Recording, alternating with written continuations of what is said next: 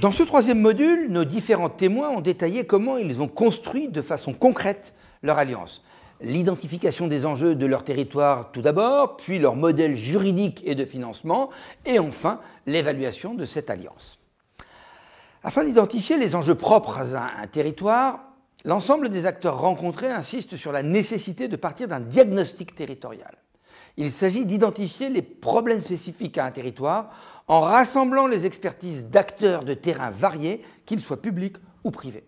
Ainsi, les acteurs du territoire de Charenton-Saint-Maurice soulignent qu'il faut choisir de travailler sur des problématiques pour lesquelles des synergies peuvent se créer entre des acteurs existants. À environ 400 km de là, le choix de l'alliance, nous dit Pierre-François Bernard de Franche-Comté Active, doit inclure les acteurs compétents dans le domaine choisi. Dans le cadre de leur projet de consigne de verre, il fallait par exemple inclure le conseil départemental, à qui incombe la planification de la gestion des déchets ménagers. La réunion de ces acteurs autour d'un projet commun peut se faire à l'initiative d'un des acteurs ou par le biais d'un intermédiaire. L'essentiel est l'intérêt commun des parties à travailler ensemble et la volonté personnelle des porteurs de projets qui souvent sont reconnus comme des intrapreneurs au sein de leurs structures respectives. Dominique Giry, par exemple, a lui-même démarché les personnes qu'il pensait les plus à même de pouvoir participer à la création du Conseil de développement du Val-de-Marne. Pour définir les actions à mener sur un territoire et les objectifs de l'Alliance, nos témoins ont mis en place des méthodes de travail collectives porteuses d'innovation. Le mode participatif apparaît comme une constante dans la façon dont les projets se structurent et sont pilotés. Ainsi, les acteurs du collectif pour l'emploi, qu'Erika Cogne, la directrice de la fondation Accenture, vous a présenté, se rencontrent à l'occasion d'ateliers de co-construction. Les porteurs du dispositif Émergence, quant à eux, réunissent les acteurs du territoire de Franche-Comté à l'occasion de journées Start-up Territoire, au cours desquelles des méthodes mobilisant l'intelligence collective permettent de passer de l'identification d'un besoin social du territoire à la sélection d'un projet particulier sur lequel un groupe d'acteurs travaillera de façon concrète. Le projet Silver Geek s'inscrit lui aussi dans cette logique d'innovation car il permet de rassembler des acteurs et des expertises différentes afin d'aboutir à un projet qui naît d'une synthèse entre différentes initiatives qui existaient déjà, mais qui, isolées les unes des autres, manquaient d'efficacité. La démarche de co-construction de ces acteurs s'est bien sûr parfois heurtée à des difficultés. Et pour les surmonter, nos témoins ont tous souligné l'importance de se rencontrer régulièrement et d'instaurer un climat de confiance pour dépasser les craintes et a priori de chacun. Dans le projet Quand élèves et entreprises se rencontrent de Charenton-Saint-Maurice, le rôle de tiers de confiance joué par la collectivité a été essentiel à la coopération des acteurs. C'est ensuite le dialogue qui permet à chacun de faire le pas de côté pour sortir de son cadre et s'adapter aux particularités des autres. Et nous en arrivons ainsi à la deuxième grande question, celle du financement et de la structuration juridique de ces alliances. Ces alliances territoriales ne se traduisent pas nécessairement par une structure juridique ou administrative dédiée, comme nous l'avons vu dans le module précédent.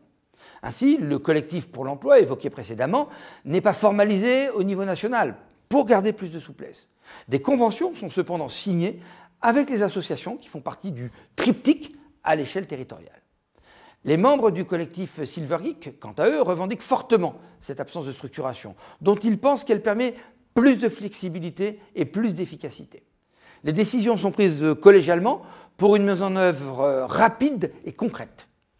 Les acteurs de Charenton-Saint-Maurice soulignent cependant que la question de l'établissement d'un cadre juridique se pose inévitablement pour la gestion du financement et des ressources telles que le mécénat de compétences. En termes de financement de ces alliances, justement, vous aurez constaté à quel point les modalités en sont multiples. Le financement du collectif pour l'emploi s'effectue, par exemple, via le mécénat de compétences des 4 membres du collectif et via des apports financiers aux associations accélératrices d'innovation sur les territoires. Le dispositif Émergence, quant à lui, est financé par des collectivités publiques, le conseil régional, des entreprises telles que la Massif et les porteurs de projets eux-mêmes. Le projet de recherche sur la revalorisation des boues industriels, accompagné par le Labo des partenariats en Alsace, est un autre exemple de panachage de ressources financières. Il comprend de l'autofinancement de l'entreprise sociale Solivaire, un soutien du conseiller régional, mais aussi des fonds alloués par Suez Eau pour tester ce prototype. Cela n'est pas le cas de Silver Geek, dont le collectif a démarré à partir d'un financement 100% privé, provenant de l'ensemble de ses membres, que cela soit de dotation financière, matérielle ou de la mise à disposition de ressources ou de compétences. Ce n'est qu'à l'issue de la phase d'expérimentation et après avoir prouvé l'impact de leur activité que les collectivités territoriales se sont engagées à leur tour et ont financé le projet. A l'inverse, le projet, quand élèves et entreprises se rencontrent, est pour l'instant financé uniquement par la collectivité de Charenton-Saint-Maurice. Les représentants de cette collectivité insistent cependant sur le fait qu'il faudra trouver un modèle de financement plus hybride et pérenne afin de dupliquer ce dispositif à d'autres problématiques ou d'autres territoires. Les PTCE que vous a présentés Françoise Bernon incarnent parfaitement la multiplicité des formes juridiques comme des modalités de financement de ces alliances.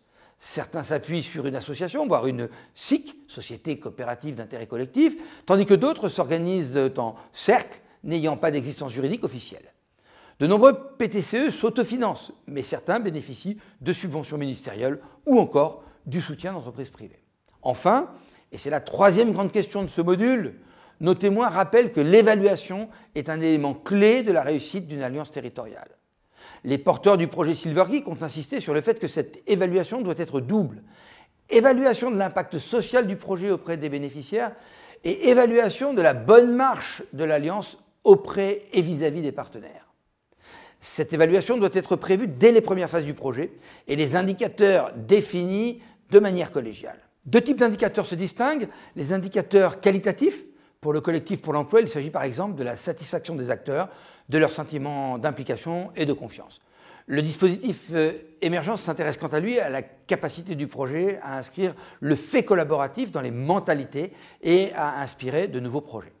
Deuxième nature d'indicateurs, les indicateurs quantitatifs. Pour le projet Silvergeek, il s'agira par exemple du nombre de bénéficiaires touchés par le projet et pour Émergence, du nombre d'emplois créés. Comme le rappellent nos témoins, il est également intéressant de mesurer les coûts évités pour la société ou pour la collectivité. Concluons par les facteurs clés de succès de ces alliances que vous a rappelé Charles Benoît-Etzik. 1. La pédagogie. Il est important que les acteurs des alliances témoignent de leur démarche pour montrer la richesse qui s'en dégage. 2. L'altérité. Il faut être ouvert à la différence et prêt à changer de posture. Et 3. La confiance et bien sûr le temps.